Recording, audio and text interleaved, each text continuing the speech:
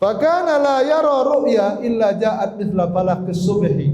Ya, jadi Rasulullah SAW tidak pernah mengalami mimpi, melainkan mimpi itu betul-betul kejadian bagi Rasulullah SAW. Kemudian Bapak Ibu yang dirahmati Allah, tanda-tanda kenabian sebelum jadi nabi dan rasul, sebelum mendapatkan wahyu, Rasulullah SAW ini Bapak Ibu yang dirahmati Allah sering mendengar ada yang berbicara, tapi yang berbicara bukan manusia. Batu berbicara, pohon berbicara, tapi dia nggak tahu ada suara-suara ini. Assalamualaikum ya Rasulullah, Assalamualaikum ya Nabi Allah, mengucapkan salam. Jalan ke sana ada batu. Mungkin Bapak Ibu yang dirahmati Allah, kalau misalkan saya lah jadi Nabi Muhammad SAW, ini di masjid ini meja bicara, tiang berbicara, gitu Pak, Bu. Semua berbicara. Assalam, menegur Rasulullah SAW. Mungkin Bapak Ibu udah kabur itu Pak Bu siapa ini ngomong? Bukan, nggak ada orang kok ada suara gitu. Nah ini kalau sering-sering nonton film horor pasti lari ini kan Bapak Ibu kan. Jadi Bapak Ibu yang dirahmati Allah Subhanahu wa taala, itu dialami Rasulullah sebelum menjadi nabi dan rasul, tanda-tanda kenabian. Dan bahkan setelah Rasulullah SAW menjadi nabi dan rasul, umat Nabi Muhammad SAW bukan hanya manusia tetapi juga bangsa jin. Dan bahkan Bapak Ibu yang dirahmati Allah, seluruh barang-barang, benda-benda, baik itu pohon, batu, itu berbicara dengan Rasulullah Sallallahu Alaihi Wasallam. Subhanallah. Ini juga satu kejadian yang bikin bingung juga ini Pak. Kalau saya mungkin atau Bapak Ibu jadi Nabi Muhammad pasti bingung juga. Kenapa kok udah mulai orang banyak berbicara, nggak ada orangnya tapi ada suaranya, gitu. Subhanallah. Nah, ini sering dialami oleh Rasulullah SAW. Kemudian Bapak Ibu yang dirahmati Allah, yang ketiga, sebelum menjadi Nabi dan Rasul, Nabi Muhammad SAW itu entah kenapa jadi suka menyendiri, Pak. Kalau urusan ekonomi udah selesai. Jadi Rasulullah SAW ini Bapak Ibu semenjak menikah dengan Siti Khadijah, maka kehidupan Rasul ekonominya adalah sebaik-baik ekonomi yang ada di Jazirah Arab, atau di Mekah, maksudnya di Mekah. Karena Siti Khadijah ini kalau sudah dagang nggak tanggung-tanggung, omsetnya itu setara. Ini dalam yang disampaikan dalam sebuah pertemuan pembahasan Sirah Nabawiyah yang disampaikan oleh salah seorang ulama Sirah Nabawiyah, bahwa omsetnya Siti Khadijah itu setara dengan seluruh omset saudagar, semua saudagar yang ada di Mekah. Coba bayangkan Pak, kayanya Rasulullah SAW. Jadi masalah ekonomi itu nggak ada masalah lagi Rasulullah. Dan Rasulullah itu di rumah, nggak pergi ke Syam, nggak pergi dagang ke Syam, nggak pergi dagang ke Mekah. Beliau hanya bawa orang, disuruh bawa barang ke Mekah, ke Yaman, bawa barang ke Syam, begitu saja. Jadi harta Rasulullah itu banyak. Jadi Bapak Ibu yang dirahmati Allah Subhanahu wa taala, kalau udah pemasukan udah jelas kan gitu Pak nah, tinggal ibadah. Biasanya begitu tuh. Bapak ini udah pensiun, udahlah tinggal ibadah aja lah Ustaz, gitu ya. Rasulullah juga begitu. Bukan pensiun maksudnya, tapi entah kenapa di usia Rasulullah mendekati usia 40 tahun, Nabi Muhammad SAW itu suka menyendiri. Dan tempat yang dipilih untuk menyendiri itu di Gua Hira. Di Gua Hira.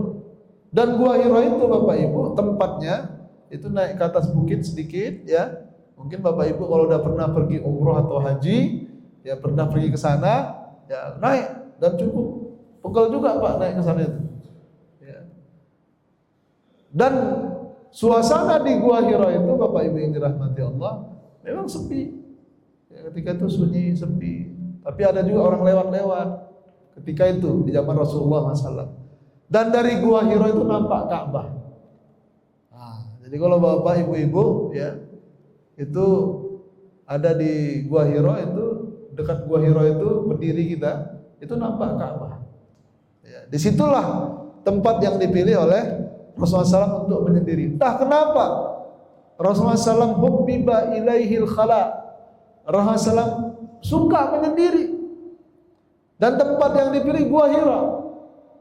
Nanti dalam setahun itu sebulan di Gua Hira, atau dalam sebulan beberapa hari. Begitu terus beberapa tahun sebelum menjadi Nabi dan Rasul. Biasanya Rasulullah SAW siapkan barang-barang di rumah, makanan itu dibawa ke Gua Hira. Nanti sebelum Rasulullah SAW sampai ke Gua Hira, ya sebelum berangkat Rasulullah SAW tawaf dulu di Ka'bah. Tawaf di Ka'bah dulu, habis itu berangkat ke Gua Hira. Kemudian bertahanus. Ya, bagaimana ibadahnya? Ya, ibadahnya Allah. Karena zaman dulu pun sebelum Islam, ya Rasulullah SAW pertama nggak pernah menyembah berhala. Dan beliau juga sholat. Ya. Apakah sholat beliau sama dengan sholat kita? Wallahu a'lam. Ya, karena ketika dulu sebelum Islam ya itu ibadahnya belum jelas ya seperti apa. Jadi Bapak Ibu yang dirahmati Allah, disuruh Rasulullah merenung, berzikir, bermunajat kepada Allah Subhanahu wa taala. Ditunjukkan Allah ya tentang keesaan Allah Subhanahu wa taala, dan memang Rasulullah tidak pernah menyembah berhala. Jadi Bapak Ibu jamaah yang dirahmati Allah, kadang-kadang kalau ada orang lewat di Gua Hira itu dikasih sedekah. Dan Rasulullah itu karena penghasilannya sudah jelas gitu ya Bapak Ibu. Jadi kerja beliau bersedekah, ya bersedekah, banyak bersedekah. Orang pun tahu juga, oh Nabi Muhammad SAW di Gua Hira datang nanti dikasih sedekah. Itulah yang dikerjakan oleh Rasulullah SAW. Nah Bapak Ibu yang dirahmati Allah, inilah 3 hal. Ya. Dan sebelum itu juga bahwa banyak ya peristiwa-peristiwa yang menunjukkan tentang kenabian Nabi Muhammad SAW ya, sebelum menjadi Nabi dan Rasul. Ya, contohnya Bapak Ibu, ini terungkap juga dalam kajian Sirah Nabawiyah ya, bahwa orang-orang Madinah itu ya, kenapa mereka cepat beriman kepada Rasulullah? Karena mereka dapat kabar dari orang Yahudi. Ya, kan orang Madinah ini, orang Arab Madinah ini dari suku Aus dan suku Khazraj namanya. Ya. Dan di Madinah itu juga tinggal 3 suku besar Yahudi. Dari suku Quraidah, Bani Quraidah, Bani Qainuqa dan Bani Nadir. Dan antara orang Yahudi dan orang Arab di Madinah ini sering perang. Ya.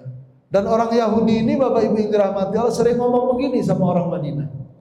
Ya. Sebelum Rasulullah SAW lahir bahkan sebelum Rasulullah SAW menjadi Nabi dan Rasul.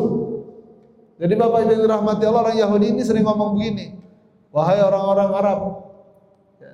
Orang Yahudi itu mengatakan orang Arab di Madinah itu ya Bani Qilah.